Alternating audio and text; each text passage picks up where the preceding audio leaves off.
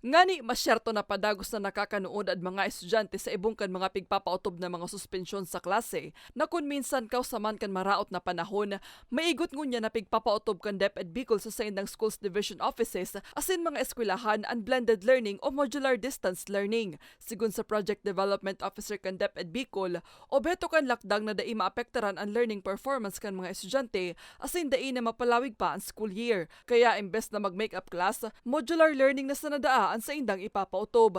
Alagad, kinakaipuan kan eskwelahan na tulos na madistribuir ang self-learning modules o SLM sa mga estudyante.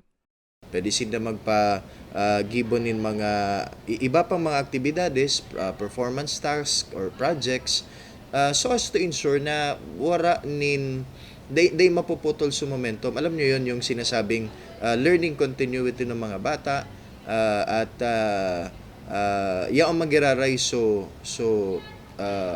pagsyerto na ang mga aki makakainukod maski may araw kita kaining mga eventualities.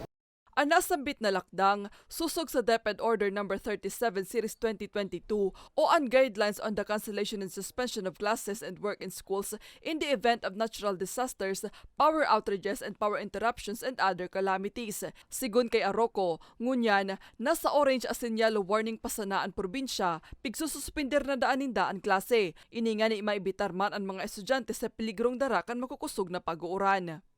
Iyon na iyan susaro sa mga salient points or features kaining DepEd Order No. 37. Kung dati po baga, prior to the DepEd Order No. 37, igwa lang kita ki automatic suspension of classes during typhoons. Pag igwa na ki typhoon signal. Pero ngunyan, under DepEd Order No. 37, yaw na po yan digdi, may idinagdag no, duman sa guidelines.